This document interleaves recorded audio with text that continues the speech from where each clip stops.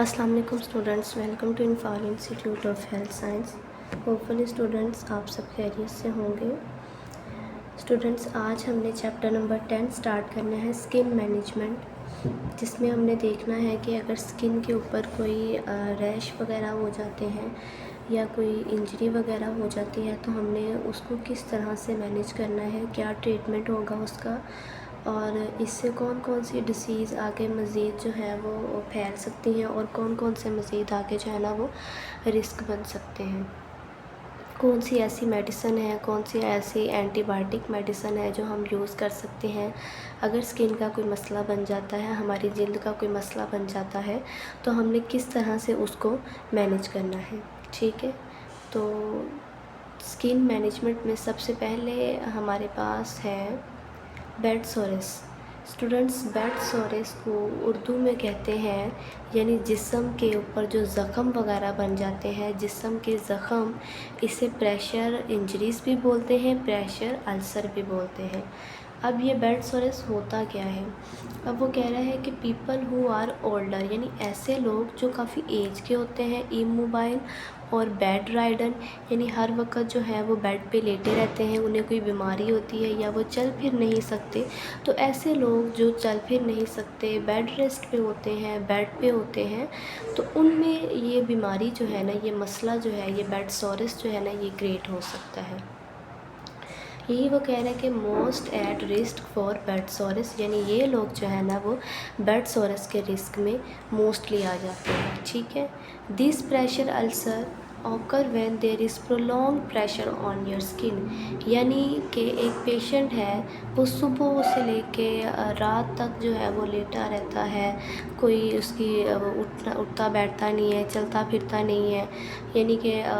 उसको डाइपर लगे हुए हैं, वॉशरूम के लिए भी वो नहीं जा सकता, उसकी कंडीशन ऐसी है कि वो बंदा चल फिर नहीं सकता, तो उसकी स्किन जो है वो मॉइस्चराइज़र रहेगी, फ्रैक्शन होगा, उसको फ्रैक्शन वगैरह हुआ है, मॉइस्चराइज़र इस तरह से रहेगी कि स्वेटिंग वगैरह होगी, एंड ट्रैक्शन यानी पुलिंग ऑन स्किन, कि इसके एक ही जगह पे स्किन के ऊपर जो है ना वो दबाव पड़ता रहेगा। Also lead to bed sores, यानी ये कंडीशन जो है वो बेड सोरेस की तरफ इसको लेके जा रही है। ठीक है, तो ये बेड सोरेस का इंट्रोडक्शन भी है और इसका डिफ़ाइन भी है, यानी ऐसे लोग जो प्रोलॉन्ग्ड टाइम पीरियड के लिए बेड पे ही होते हैं, कोई बीमारी ऐसी होती है कि चल फिर नहीं सकते, तो इस वजह से जो है ना वो उनकी बॉडी के ऊपर प्रेशर पड़ता है, जिसकी वजह से स्वेटिंग वगैरह होती है, उनकी स्किन जो है ना वो वहाँ से मॉइस्चराइज़ रहती है, तो ये चीज़ जो है ना उसमें काफ़ी होती है, जिसको हम बेड सोरेस या प्रेशर इंजरीज़ या फिर हम इसको प्रेशर अल्सर बोलते हैं।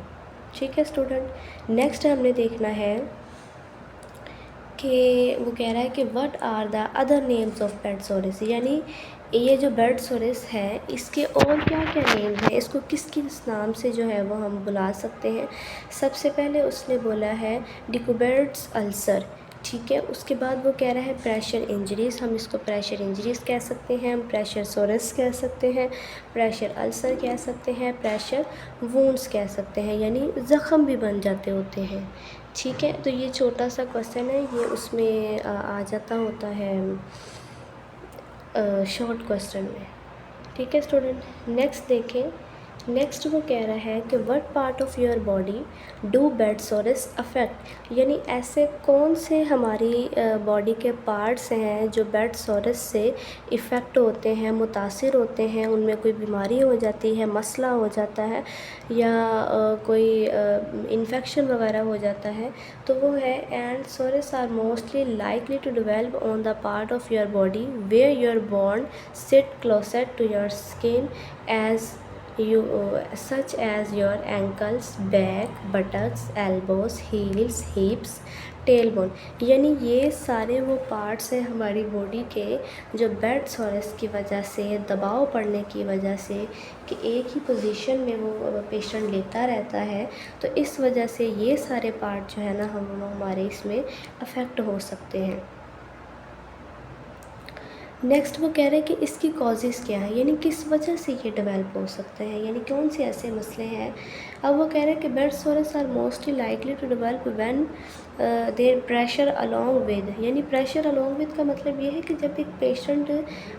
24 گھنٹے جو ہے وہ لیٹا رہے گا، 15 دن ہو گئے اس کو بیڈ پہ لیٹے ہوئے، بیڈ پہ ہی اس کو لیٹے ہی کھانا کھلا رہے ہیں، وہ چل پھر نہیں سکتا، ڈائپر اس کا چینج ہو رہا ہے بیڈ پہ ہی، مطلب کہ وہ پیشنٹ ایسا ہے کہ وہ واش روم کے لیے بھی نہیں جا سکتا۔ تو اب اس میں وہ کیا کہہ رہے ہیں کہ moisturise from sweat, urine and stool, یعنی یورن وغیرہ بھی وہ ادھر ہی پاس کر رہا ہے، اس کو ڈائپر وغیرہ جو لگا ہوا ہے اس میں وہ موئسچرائزر، وہ بیکٹیریا، اس کی اسکن خراب ہو جائے گی۔ ٹریکشن پولنگ آن اسٹریچنگ، یعنی ایک سائڈ پہ اس کے دباؤ پڑتا رہے گا۔ From sliding down an incline bed اور وہیل چیئر، یعنی ایک پیشنٹ ایسے ہوتے ہیں نا جو ویل چیئر پہ ہوتے ہیں، جو مطلب کچھ پیشنٹ تو ایسے جو بالکل بیڈ پہ لیٹے ہوئے ہوتے ہیں اور کچھ جو ہے وہ اس پہ